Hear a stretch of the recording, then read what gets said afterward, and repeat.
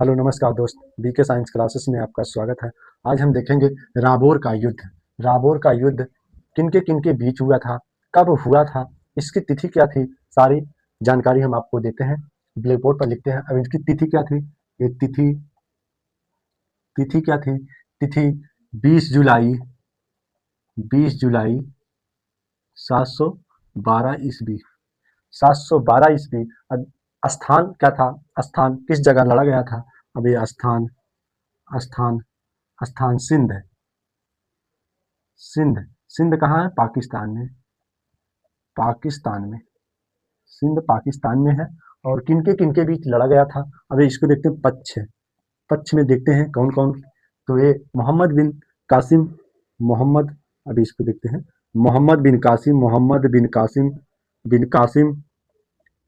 बिन कासिम, राजा दाहिर और राजा दाहिर और राजा दाहिर राजा दाहिर राजा दाहिर के मध्य हुआ था। अब इस युद्ध में किसकी विजय हुई थी और किसकी पराजय हुई थी। तो विजय मोहम्मद बिन कासिम, ये विजयी रहा। और राजा दाहिर इस युद्ध में हार का सामना करना पड़ा, इनकी पराजय हुई। तो हम पॉइंट वाइज पॉइंट आपको बताते हैं और ब्लैक बोर्ड पर लिखते जाते हैं। आप लोग अच्छे से ध्यान दें और नोट भी करते रहें। और हम एक एक पॉइंट को अब आपको समझाते हैं और लिखते भी हैं, साथ साथ में दोनों काम होता रहेगा। तो देखते हैं। तो राजा दाहिर पराजित हुआ और मोहम्मद बिन कासिम विजयी रहा। तो राबोर के युद्ध में सिंध के राजा दाहिर को पराजित करने के बाद ये मोहम्मद बिन कासिम आगे निकला और आगे बढ़ा। तो वहां राजा दाहिर के पुत्र जयसिंह को पराजित किया। राजा दाहिर के पुत्र, अभी लिखते हैं राबोर के युद्ध में राबोर के युद्ध में राबोर के युद्ध में राबोर के युद्ध में युद्ध में राबोर के युद्ध में राजा दाहिर को राजा राजा दाहिर राजा दाहिर दाहिर को दाहिर को पराजित पराजित करने के बाद पराजित करने के बाद करने के बाद के बाद मोहम्मद बिन कासिम मोहम्मद बिन कासिम मोहम्मद बिन कासिम कासिम आगे बढ़ा आगे बढ़ा आगे बढ़ा आगे बढ़ा आगे बढ़कर ब्राह्मणवाद में पहुंचा। आगे आगे बढ़ा आगे बढ़कर आगे बढ़कर ब्राह्मणा ब्राह्मणवाद ब्राह्मणवाद में पहुंचा ब्राह्मणवाद में पहुंचा ब्राह्मणवाद में पहुंचा। वहां राजा दाहिर के पुत्र वहां वहां राजा दाहिर राजा दाहिर के पुत्र को राजा दाहिर के पुत्र को पुत्र को पुत्र राजा दाहिर के पुत्र जयसिंह को पराजित किया। जयसिंह को पराजित किया पराजित किया। अभी राजा दाहिर को पराजित करने के बाद और उनके पुत्र जयसिंह को भी पराजित किया। पराजित करने के बाद सिंधु की राजधानी आरोर पर अधिकार कर लिया। अभी सिंधु की राजधानी पराजित करने के बाद सिंध की राजधानी आरोर पर अधिकार कर लिया। ये अधिकार कर लिया राजधानी पर अधिकार कर लिया। ये सिंधु की राजधानी आरोर पर अधिकार कर लिया।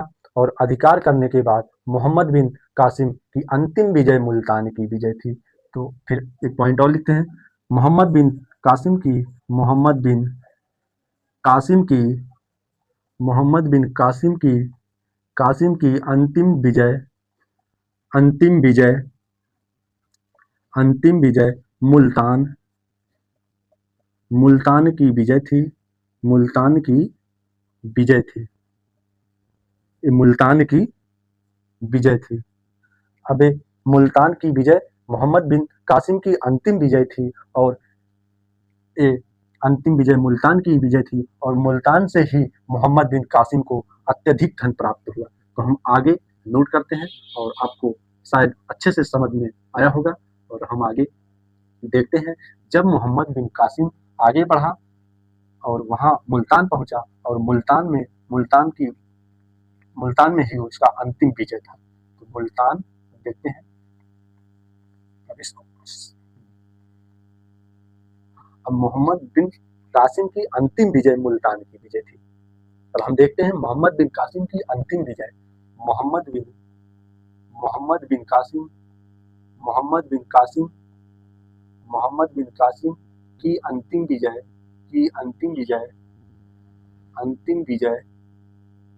विजय मुल्तान की थी। मुल्तान की थी की थी। अब मुल्तान से मोहम्मद बिन कासिम को अत्यधिक धन प्राप्त हुआ। मोहम्मद बिन कासिम को मोहम्मद बिन कासिम को कासिम को कासिम को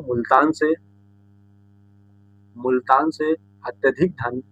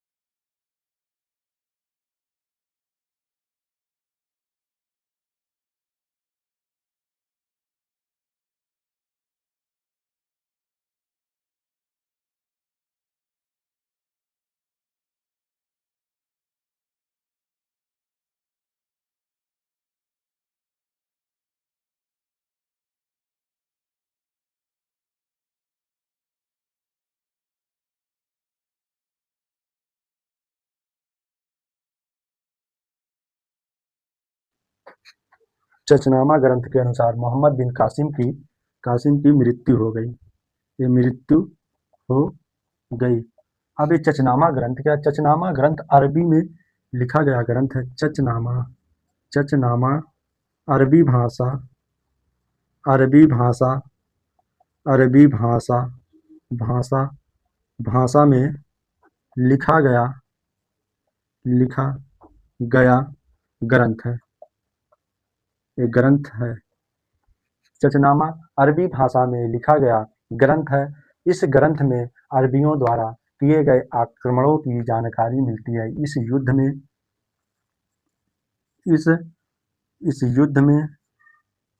युद्ध में अरबियों द्वारा अरबों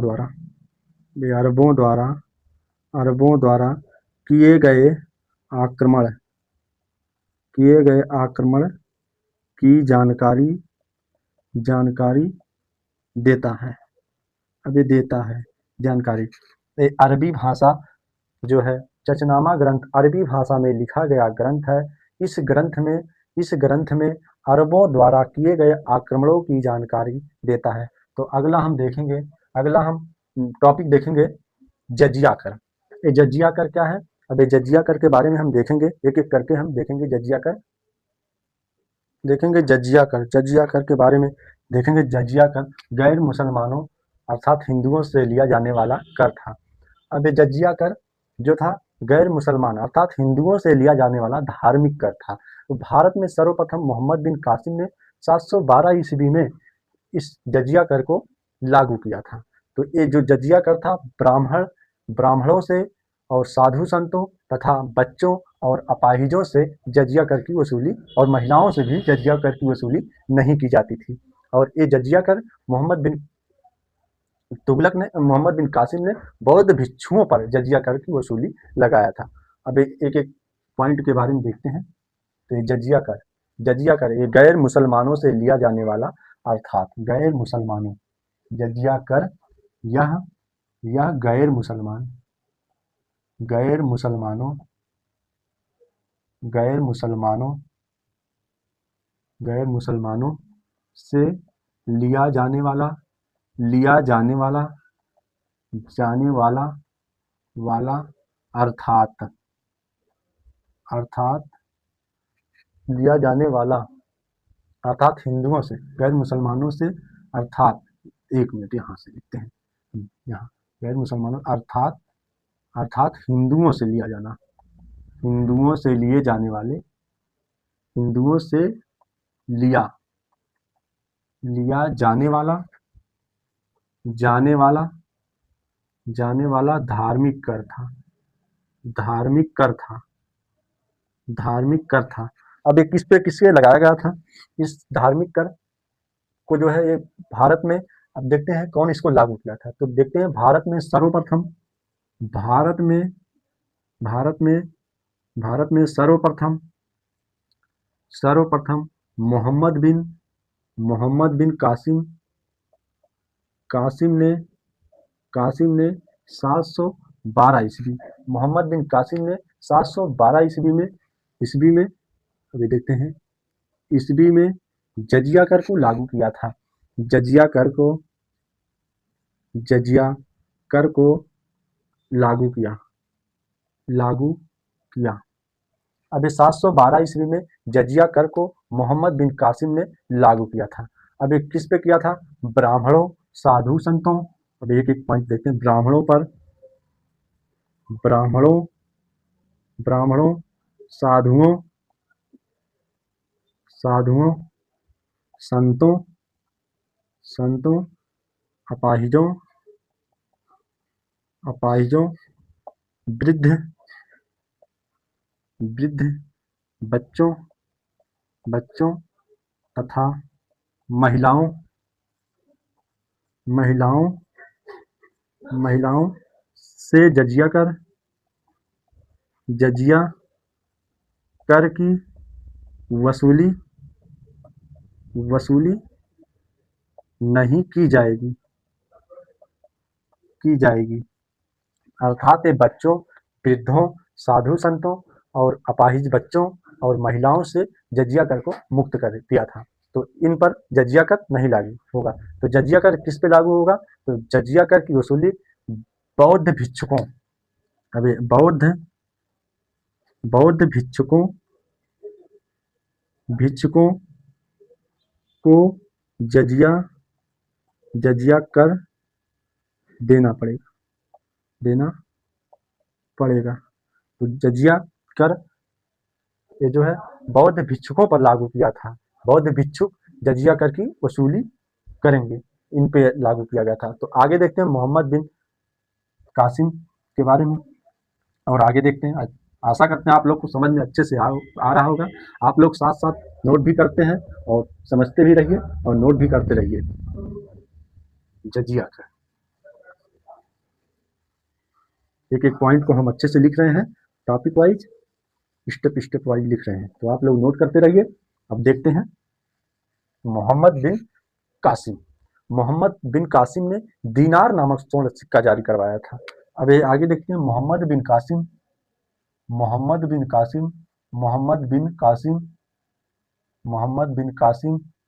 दीनार नामक स्वर्ण सिक्के जारी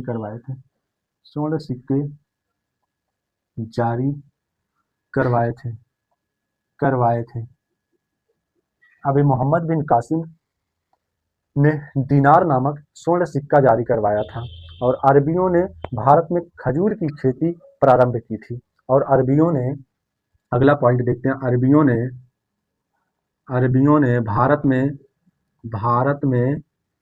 में खजूर की खेती का प्रारंभ किया।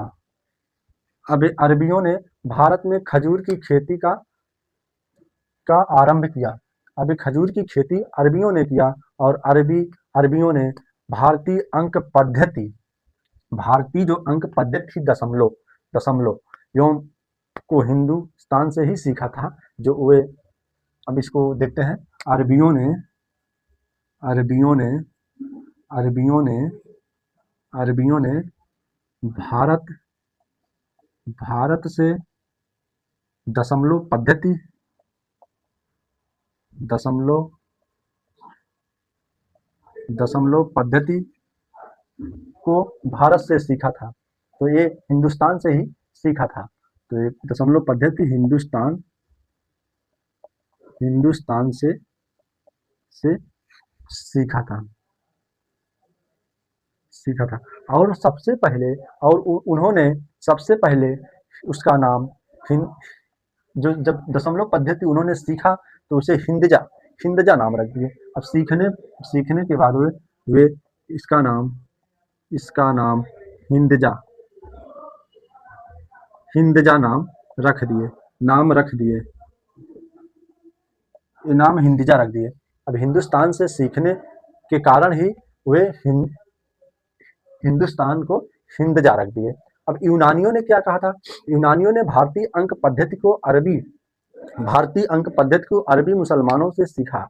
भारतीय अंक पद्धति को अब ये देखते हैं यूनानियों ने, अब यहीं लिखते हैं